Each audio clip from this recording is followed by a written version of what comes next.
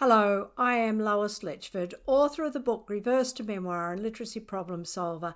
Getting ready for Christmas, so parents and teachers, I'm sure you too are doing exactly the same thing.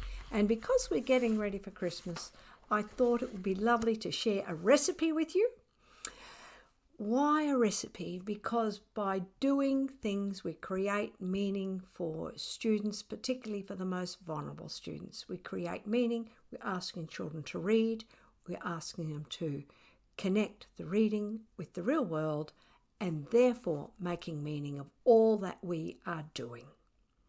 So the recipe I wanted to share with you today is called Cinnamon Shortbread Stars, which requires 250 grams of butter, a cup of sugar, fine sugar, 2 cups of plain flour, half a cup of white rice flour, and 1.5 teaspoons of ground cinnamon, plus cinnamon sugar to sprinkle on top. And then there's a method. And the method is simply preheat the oven to 160 Celsius. Take 2 baking trays with baking powder. Use an electric beater to beat the butter and the sugar in a bowl until pale and creamy. Add the flour and the ground cinnamon and bring the dough together in a bowl. Shape it into a disc, cover it with plastic wrap and place it in the refrigerator for 30 minutes to rest. It's a really simple recipe. And the reason I wanted to also share about cooking was this is where I can remember having a problem with reading, because the recipes when I was a kid did not say use an electric mixer and beat the butter and the sugar in a bowl until pale and creamy. In fact, I clearly remember the recipe saying cream the butter and sugar. And I said to my mother, "Mum, we need cream." And now I'm showing you the problems I have with reading. Not only I have, but the children who struggle with reading see the world concretely. They don't see the dynamic language that's happening. One, it's lack of experience with cooking that caused the problem. It's lack of experience and comprehension of reading. So when you're doing this, you can talk to the child as they're doing things. We're creaming the butter and the sugar. So this is why I do so much work by doing, reading and doing. Now, why is this important? Because Ulrich Boser in his book, Learn Better, says learning requires effort. And to create meaning, we have to actively make sense of something.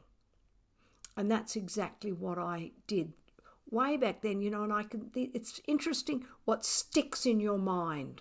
I would have been about 10 and cooking on my own, or attempting to cook on my own for the first time. So it makes learning a matter of doing, an active process, and a wealth of information suggests the more cognitively engaged approaches to learning, like quizzing, like explaining, or even enacting, show much higher outcomes. Reading and doing, you're creating an experience that the child never forgets. Experiences change the brain. So when you start dealing with experiential learning, we're allowing the child to make more connections. And then he goes on to say, the more enriching forms of learning spark richer forms of understanding. That's what I want all the time, a richer forms of understanding. So use cooking, use recipes, use your favorites, and it also allows you to adjust the ingredients, because sometimes there's too much sugar in things. I reduce the amount of sugar. Sometimes it will have an effect on the recipe, so that allows you to play with the recipe, but often not much effect. And just reducing that makes it healthier. And then you can do an exploration of why we would reduce the sugar. It also, when you're looking at something like this, you can start to connect the ingredients that you have in your cupboard with what's expected on the recipe. And with that, I'm saying looking at the difference between bleached flour and unbleached flour. and you can start to do research with the child, and even the different forms of sugar that you're using. Why have they got these different sorts? What impact does it have on your cooking? And now there's your recipe, gone from a simple recipe to a science project and an inquiry lesson. Why? Why do we bleach flour?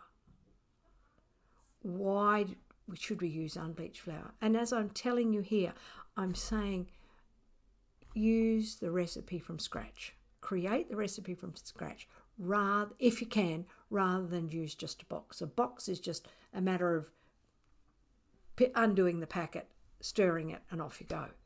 I much prefer to do things from the beginning with all the ingredients. It does take more time. Learning takes time. Of all the things we do, learning takes time. So my recipe was cinnamon shortbread stars. It's an Australian recipe.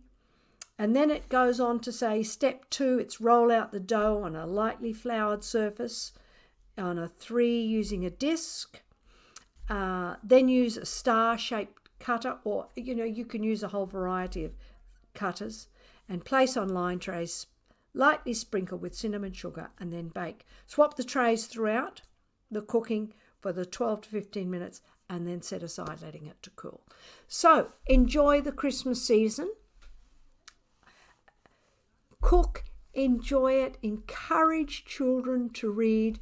I would read the recipe for them if they have that level of difficulty.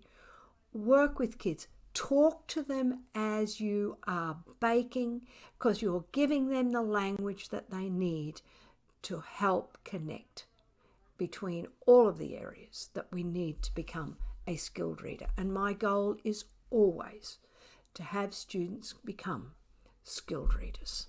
So thank you for joining me this year as we continue to use my YouTube channel. Check out my videos. Parents, connect with me and have your children listen to my stories, the poetry. And this week I've also done Diary of the Killer Cat, read on YouTube. So thank you. Happy Christmas. Happy holidays.